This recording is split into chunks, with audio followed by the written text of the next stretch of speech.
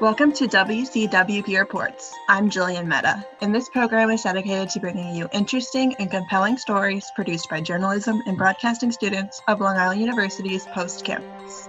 This week,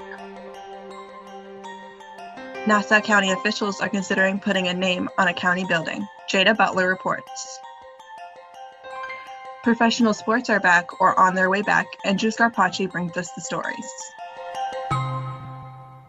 While the nation debates over statues and names to be removed from government buildings, one Nassau County legislator wants to add a name to a county office building in Long Island. Jada Butler reports. The Nassau County Board of Elections building at 240 Old Country Road in Mineola has been nameless since its conception, and Democrat county legislators want to change that. Introduced by legislator Josh Lafazan of Syosset, a bill is on the table to name the building after former Congresswoman Shirley Chisholm.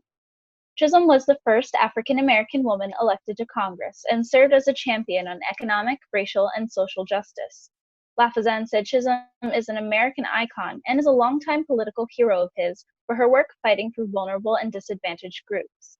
Nassau County has been around for 121 years, Lafazan said, and in that time, a county building has never been named after a historical Black figure. Lafazan says the time is now. As the national conversation about race and equality unfolded over the past few weeks, I wanted to take meaningful action locally. And I felt that Shirley Chisholm's name was an appropriate namesake for that building. All 8 Democrat legislators sponsored the bill, and only 2 Republican legislators are needed to pass the bill into law. Nassau County Executive Laura Curran promised to sign the bill once that happens. A vote on the bill is unlikely to take place until September as the legislature goes into its August recess. Until then, Lafazan's goal is to get his Republican colleagues on board to co-sponsor. 240 Old Country Road lies in the heart of the county and is a major county building which houses many significant functions of government. Lafazan said who they name their buildings after is a reflection of the values of that government. My hope is when people drive through the county seat, and if this bill passes and they read that plaque outside the building, it will send a message that Nassau County's government believes that all of its citizens belong right here in the county. This bill garnered widespread community support. The activist group Young Long Island for Justice worked together with Nassau County legislators to host a rally outside the Board of Elections building on Thursday. Co-founder of the group and organizer of the rally is sociologist and longtime friend of Lafazan, Nikhil Goyal.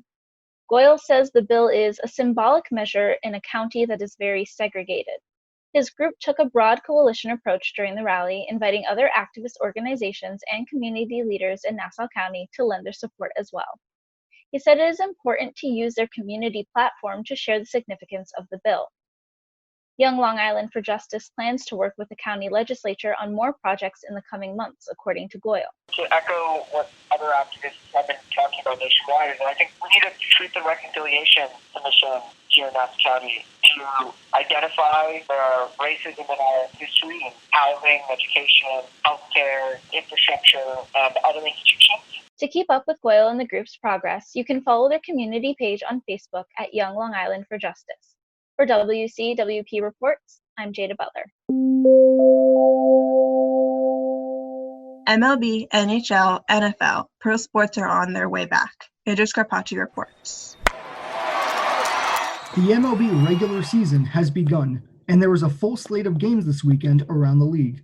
Locally, the Yankees are in Washington facing the Nationals, while the Mets are home against the Braves. Mookie Betts, who was just traded in the offseason from Boston to LA, signed a 12-year extension worth $365 million. Betts decided not to test the free agent waters this winter and decided to play it safe and stick with the Dodgers for the long term. The NBA is set to finish out its regular season starting July 30th with the Utah Jazz taking on the New Orleans Pelicans and the Clippers playing the Lakers in LA. The 8-game roll-off will decide the standings before the playoffs begin at the end of August. The NHL will begin the Stanley Cup playoff tournament on August 1st. The top 4 teams in each conference will play a seeding round, while the other 8 in each conference will play to decide who the final 16 teams will be. An expansion franchise was just announced. The Seattle Krakens will compete beginning with the 2021-2022 season. The NFL announced they will be mandating fans to wear masks at all their games once the season starts play this fall. They already announced they will only have 2 preseason games instead of 4, with the possibility of removing the preseason as a whole and pushing back the start date of the regular season. In other NFL news, the former Washington Redskins will call itself the Washington Football Team until the team adopts a new name. This is not a final renaming for the team. This is the name it will use until a new name is chosen.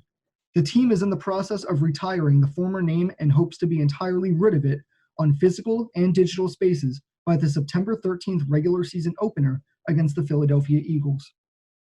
Washington will not change its color scheme. It will still use the burgundy and gold, and the logo on the helmet will be replaced by each player's number in gold. The Washington Football Team will debut its home uniforms in Week 1 against the Eagles and its road uniforms in Week 2 against the Arizona Cardinals. While the Washington Football Team uses these uniforms and helmets for the 2020 season, it will be seeking the feedback of players, alumni, fans, sponsors, and the community for the team name it will use in the future. For WCWP Reports, this is Andrew Scarpacci.